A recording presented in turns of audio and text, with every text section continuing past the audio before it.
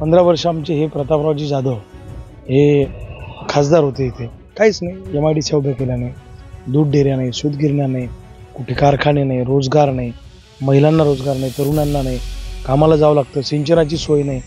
मग केलं काय तुम्ही एवढ्या वर्षामध्ये? रविकांत तुपकरवर मुख्यमंत्री आरोप करतात, गुलाबराव पाटील आरोप करतात, खासदार प्रतापराव जाधव आरोप करतात, बुलढाण्याचे आमदार करतात, आपले मेकरचे आमदार करतात, जळगाव जामोदचे आमदार करतात. म्हणजे उद्धव ठाकरे साहेबांनी पण काल माझी दखल घेतली. एवढे सगळे लोक माझ्यावर तुटून पडलेले आहेत, JP नड्डांपासून सगळे. मग एका गरीब शेतकऱ्याच्या पोरांना सगळ्याला कामाला लावला ना राजा, असं काय करता तुम्ही? मुख्यमंत्री एकनाथ शिंदेना गल्लीबोळात फिरायला भाग पाडलं ना आम्ही बुलढाणा शहरामध्ये. याच्यापेक्षा अजून काय पाहिजे? त्यांच्याकडचे मुद्दे संपलेले आहेत. मी आंदोलन केलं बुलढाण्यामध्ये, मुंबईमध्ये. हरियाणाचे भाव का पडले? उत्तर प्रदेशचे का पडले? मध्य प्रदेशचे का पडले? प्रतापराव जाधवांनी एकच केलं, तुमचीच तंबाखू, तुमचा चुनान मोदीच्या नावानं मला फुकटात निवडून आणा, इतकाच उद्योग केला. आता जनता त्यांना निवडून देणार नाही. प्रतापराव जाधवांनी काही भूमिका घेतली नाही, फक्त रविकांत तुपकरला बदनाम करणे आणि लोकांमध्ये माझं वातावरण खराब करणे. यानं प्रतापराव जाधवांना मी सांगतो काही फरक पडणार नाही. जनतेने ठरवलं तुम्हाला घरी बसवायचं आणि शेतकऱ्याच्या पोराला संसदेत पाठवायचं. तुम लाख कोशिश करो मुझे बदनाम करने की, मैं जब जब निकला हूँ दुगनी रफ्तार से निकला.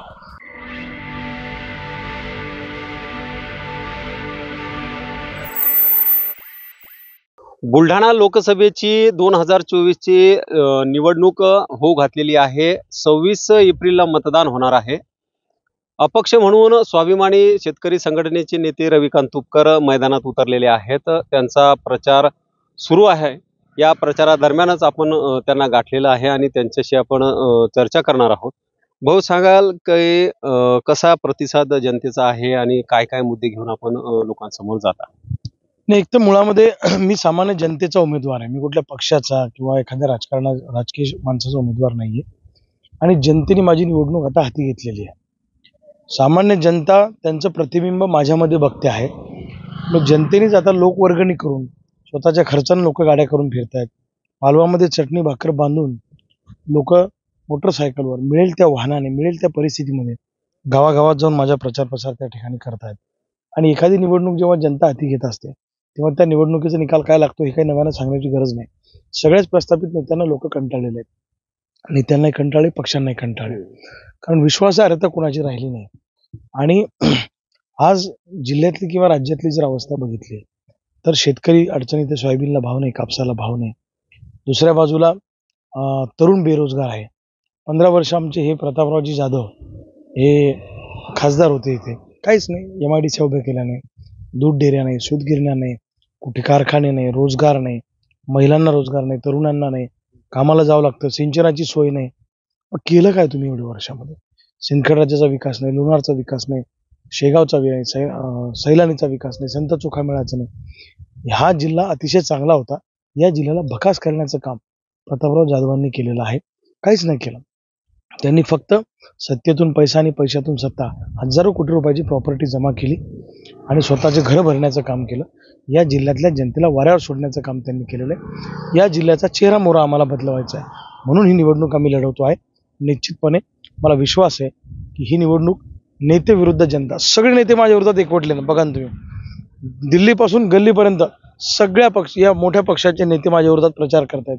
सगळे माझ्यावर तुटून पडतायत, मला त्या ठिकाणी टार्गेट करतायत, पण जनता माझ्यासोबत आहे. निश्चितच भाऊ, हे तुमचं म्हणणं बरोबर असलं तरी आता निवडणूक म्हणली की आरोप प्रत्यारोप हे होणारच आहेत. परंतु आपल्यावर एक व्हिडिओ व्हायरल होतो आहे गाडे बंधूंच्या संदर्भामध्ये, आणि आणखीन एक देवेंद्र फडणवीस हे तुम्हाला पेढा भरवतात असं देखील एक फोटो हा चर्चेत आलेला आहे. किंवा आपण BJP आपल्याला काय सपोर्ट करते काय, अशा पद्धतीचं लोकांमध्ये हे संभ्रम तयार करण्याचं वातावरण सुरू आहे. यावर तुमचं मत काय? काय झालंय, प्रतापराव जाधवांच्या पायाखालची वाळू माझ्यामुळे सरकलेली आहे. आता मी मागच्या वर्षी उपोषण केलं होतं, त्यावेळी फडणवीसांनी माझं उपोषण सोडलं होतं. तर तो जुना फोटो ते काढतायत माझं उकरून.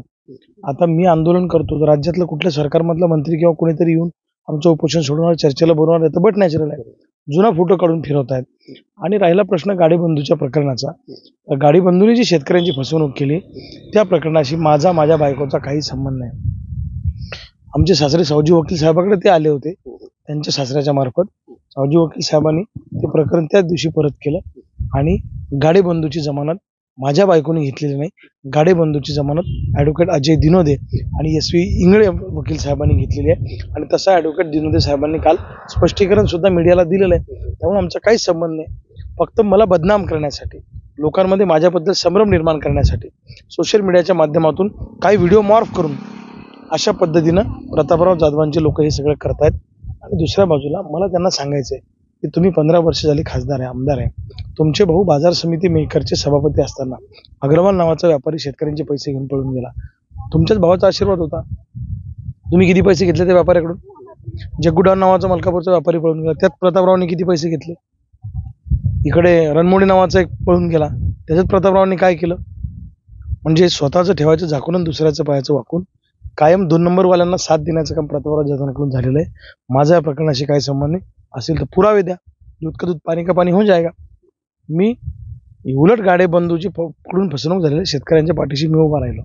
मी गुन्हा दाखल करून घेतला, कलेक्टरला भेटलो, SP ला भेटलो, गुन्हा दाखल केला, त्याला अटक केली, त्याला जेलमध्ये घातलं, त्याच्या प्रॉपर्टीवर बोजा चढवला. एवढं सगळं आम्ही केलं. प्रतापराव जाधवांनी काही भूमिका घेतली नाही. फक्त रविकांत तुपकरला बदनाम करणे आणि लोकांमध्ये माझं वातावरण खराब करणे, यानं प्रतापराव जाधवांना मी सांगतो काही फरक पडणार नाही. जनतेने ठरवलं तुम्हाला घरी बसवायचं आणि शेतकऱ्याच्या पोराला संसदेत पाठवायचं.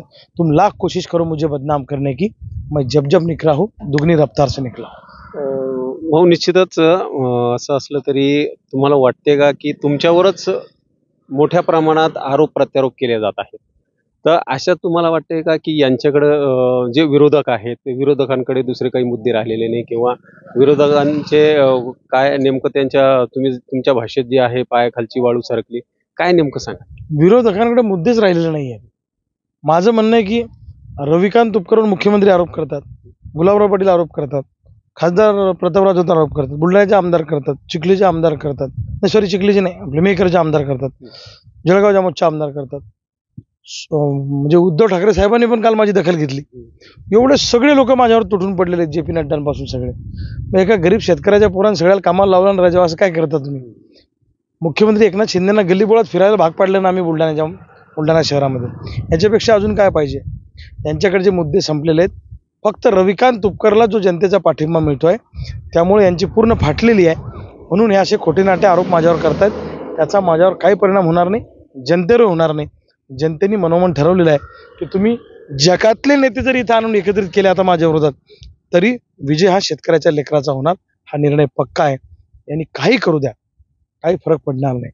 आणि जनतेनेच ठरवलेलं मला म्हणजे समोर करायचं, त्यामुळे मला काही उत्तर द्यायचं कामच पडत नाही कुठे. आणि मी कोणत्या पदावर होतो? उत्तर द्यायला मी काय बांधील आहे का? मी काय ग्रामपंचायत सदस्य नाही, आमदार नाही, खासदार नाही.